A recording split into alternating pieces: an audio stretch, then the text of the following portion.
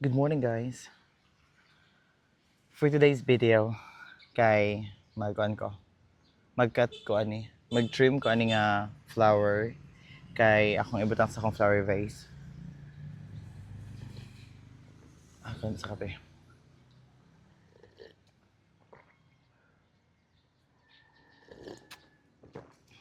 Move Ollie. Huh.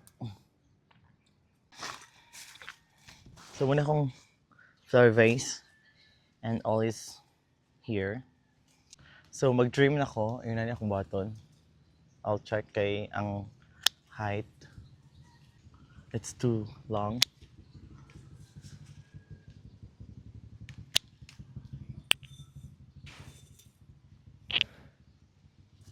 Actually, ako ni siyang itrim kay ni taas na siya maayo and need na siya nga kuan. Wala na i-plaster. I'm also gonna cut some of my sunflower nga bulak. Para kuan. Tsada mong good siya. Dakan siya kuan. Flowers.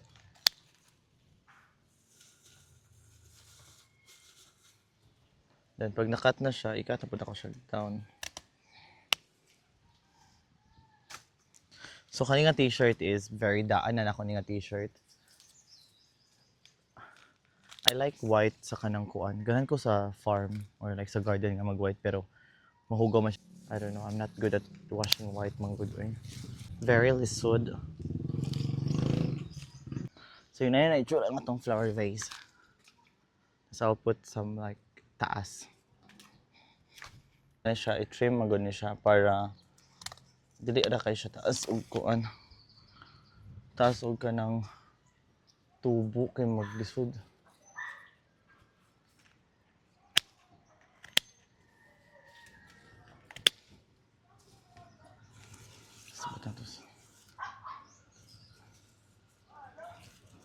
I'm gonna go like very low. Okay. Tubo pa na siya.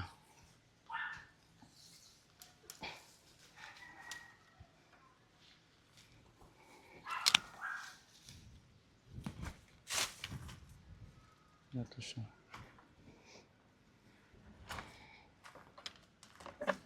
So it's done. So yun na siya. And I'm having brewed coffee.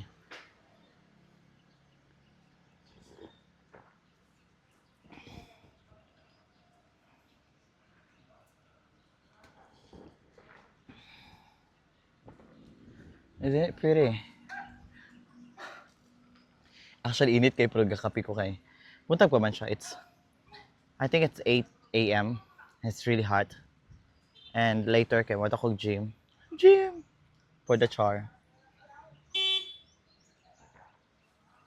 Let me.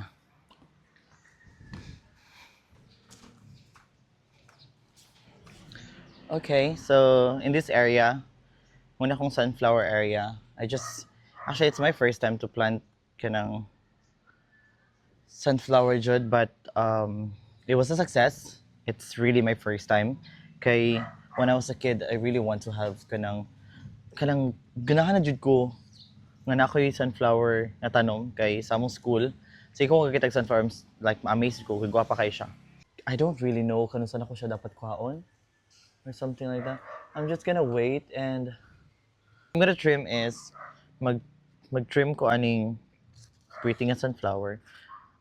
I did not expect na naa siya sa kanang kilid bitaw. Look at this. Amazing. Look at that. So pretty. And sa kilid-kilid niya, is na po yung nagbulak, but I think I'm gonna cut them off. Okay.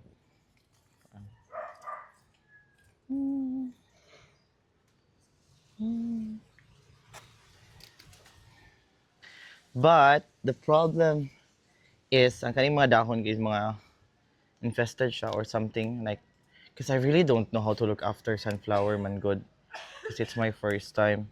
So ano na siya. So i-compose ra na siya balik tara. So